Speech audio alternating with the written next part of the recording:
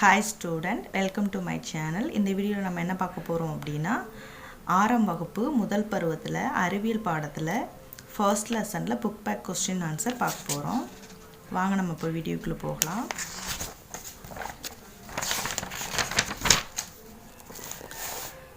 First lesson வந்து அளவீடுகள். அளவீடுகளோட book back question answer நம்ம பார்ப்போம்.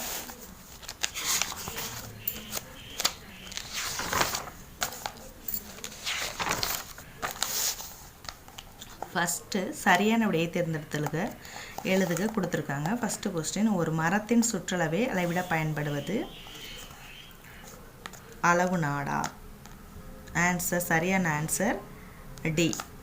இரண்டாவது question 7 மீட்டர் என்பதை சென்டிமீட்டரில் மாற்றினால் கிடைப்பது சரியான ஆன்சர் சி 700 சென்டிமீட்டர். மூணாவது question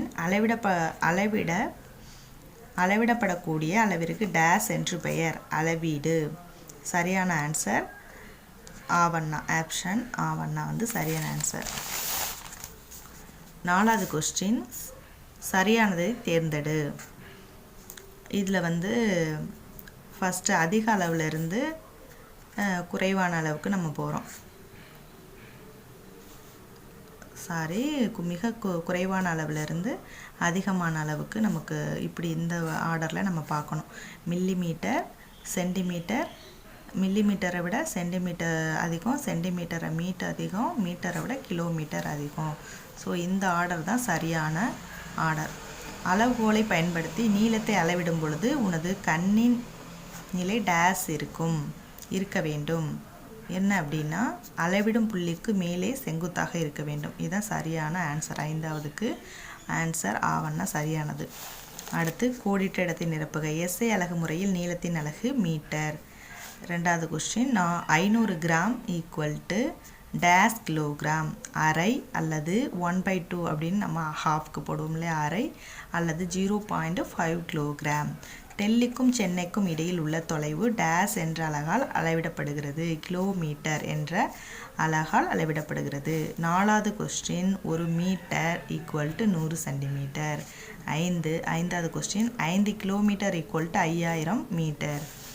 நெக்ஸ்ட்டு சரியா அல்லது தவறா என எழுதுக. தவறாக இருப்பின் சரியான கூற்றை எழுதுக.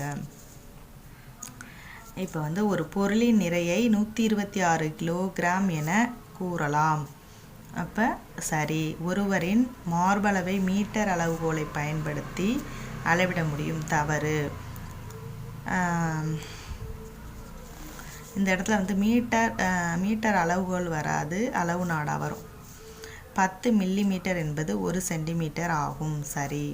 முழம் என்பது நீளத்தை அளவிட பயன்படுத்தப்படும் நம்பகமான முறையாகும். தவறு.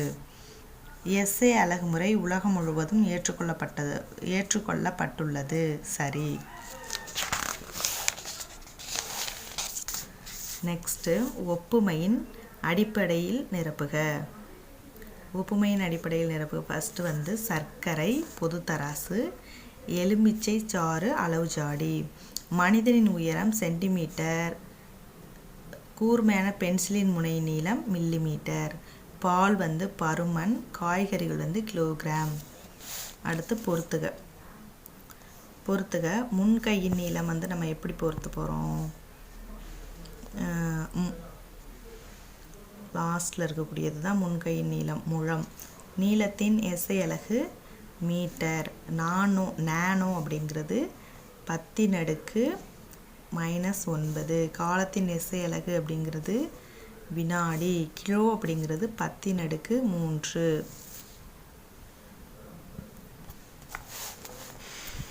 பின்வரும் அலகுகளை ஏறுவரிசையில் எழுதுக. பின்வரும் அலகுகளை ஏறுவரிசையில் எழுதுக அப்படிங்கிறது ஃபஸ்ட்டு வந்து நம்ம என்ன அளவு எடுப்போம்? மிகச்சிறிய அளவு அப்படின்னா 1 மில்லிமீட்டர் எடுப்போம். அதை விட கொஞ்சம் பெரியது அப்படிங்கிறது 1 சென்டிமீட்டர், அதை விட 1 மீட்டர், 1 கிலோமீட்டர். இப்படி தான் நம்ம வந்து வரிசைப்படுத்தி எழுத முடியும். ஓகே. இந்த லெசனில் அவ்வளோதான். புக் பேக்கு 1 வேர்ட் ஆன்சர் அவ்வளோதான். நெக்ஸ்ட் வந்து செகண்ட் லெசன் பார்ப்போம். செகண்ட் லெசன் அப்படிங்கிறது வந்து விசையும் இயக்கமும் வந்து செகண்ட் லெசன். ஸோ அதில் உள்ள புக் பேக் கொஸ்டின்ஸ் பார்ப்போம்.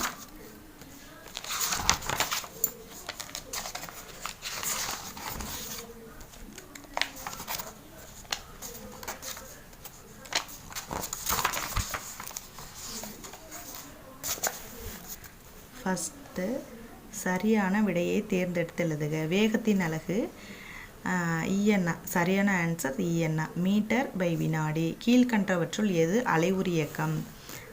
ஈனா சரியான ஆன்சர். அதிர்வுறும் கம்பியின் முன்பின் இயக்கம் தான் வந்து அலைவுரி இயக்கம். அடுத்து 3வது கொஸ்டின். கீழ்கண்டவற்றுள் சரியான தொடர்பினை தேர்ந்தெடுக. வேகம் = தொலைவு பை காலம். 4வது கொஸ்டின். கீதா தன் தந்தையுடன் ஒரு வண்டியில் அவளுடைய வீட்டிற்கு 40 கிலோமீட்டர் தொலைவில் உள்ள அவளது மாமா வீட்டிற்கும் செல்கிறாள். கீதா தன் தந்தையுடன் ஒரு வண்டியில் அவளுடைய வீட்டிலிருந்து 40 கிலோமீட்டர் தொலைவில் உள்ள அவளது மாமா வீட்டிற்கு செல்கிறாள். அங்கு செல்வதற்கு 40 நிமிடங்கள் எடுத்துக்கொண்டாள். கூற்று 1 கீதாவின் வேகம் 1 கிலோமீட்டர் பை நிமிடமா? கூற்று 2 கீதாவின் வேகம் 1 கிலோமீட்டர் பை மணியா? இதில் வந்து கூற்று 1 தான் வந்து சரியானது. கீதாவின் வேகம் வந்து 1 கிலோமீட்டருக்கு பை நிமிடம். அதாவது 40 கிலோமீட்டர் போகிறாங்க. அப்போ வந்து 40 கிலோமீட்டர் அப்படிங்கிறது 1 கிலோமீட்டருக்கு 1 நிமிடம் அப்படின்னு கணக்கில் 40 நிமிடத்தில் வந்து போகிறாங்க. நெக்ஸ்ட் வந்து கோடிட்ட இடங்களை நிரப்புக. சாலையில் நேராக செல்லும் ஒரு வண்டியின் இயக்கம் டேஸ் இயக்கத்திற்கு ஒரு உதாரணமாகும். நேர்கோட்டு இயக்கம். புவியீர்ப்பு விசை டேஸ் விசையாகும். தொடர் விசையாகும். மண்பாண்டம் செய்பவரின் சக்கரத்தின் இயக்கம் டேஸ் இயக்கமாகும். தற்சுழற்சி இயக்கம். ஒரு பொருள் சமகால இடைவெளியில் சம தொலைவை கடக்குமானால் அப்பொருளின் இயக்கம் சீரான இயக்கம். அடுத்து சரியா தவறா? மைய புள்ளியை பொறுத்து முன்னும் பின்னும் இயங்கும் இயக்கம் அலைவு இயக்கம் ஆகும். சரி. அதிர்வு இயக்கமும் சுழற்சி இயக்கமும் கால ஒழுங்கு இயக்கமாகும். சரி. மாறுபட்ட வேகத்துடன் இயங்கும் வாகனங்கள் சீரான இயக்கத்தில் உள்ளன. தவறு.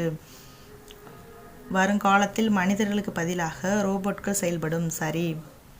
நெக்ஸ்ட் வந்து ஒப்புமையின் அடிப்படையில் நிரப்புக. பந்தை உதைத்தல் தொடு விசை. இலை கீழே விழுதல் வந்து தொடர் விசை. தொலைவு மீட்டர். வேகம் வந்து மீட்டர் பை வினாடி. சுழற்சி இயக்கம் பம்பரம் சுற்றுதல். அலைவியக்கம் தனி ஊசல்.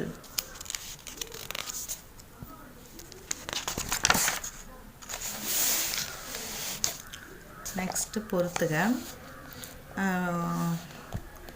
ஒரு சைல்டு வந்து மேலேருந்து கீழே சறுக்கி விளையாடுற மாதிரி இருக்குது. அது வந்து என்ன இயக்கம் அப்படின்னா நேர்கோட்டு இயக்கமும் சுழற்சி இயக்கம். நெக்ஸ்ட் வந்து பம்பரம் சுற்றுதல் வந்து சுழற்சி இயக்கம். 3வது வந்து ஊசல் ஆடுதல் வந்து அலைவு இயக்கம். 4வது வந்து ஒரு வட்டப்பாதையில் சுற்றுறது வந்து வட்ட இயக்கம்.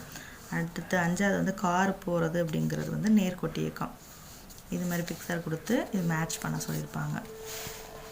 நெக்ஸ்ட் வந்து ஓரிரு வார்த்தைகளுக்கு விடையளி. தொடுதல் நிகழ்வின்றி ஒரு பொருள் மீது செயல்படும் விசை தொடுதல் விசை. காலத்தை பொறுத்து ஒரு பொருளின் நிலை மாறுபடுவது இயக்கம். ஒரு குறிப்பிட்ட கால இடைவெளியில் மீண்டும் மீண்டும் நிகழும் இயக்கம் டேஸ் கால ஒழுங்குமுறை இயக்கம். நெக்ஸ்ட்டு சமகால இடைவெளியில் சம தொலைவை கடக்கும் பொருளின் இயக்கம் சீரான இயக்கம். நுணுக்கமான அல்லது கடினமான வேலைகளை செய்யுமாறு கணினி நிரல்களால் வடிவமைக்கப்பட்ட இயந்திரம் டேஸ் ரோபோட். இந்த லெசனில் அவ்வளோதான். 1 வேர்டு கொஸ்டின் ஆன்சர். நெக்ஸ்ட் வீடியோவில் நெக்ஸ்ட் லெசன் பார்க்கலாம். தேங்க்யூ.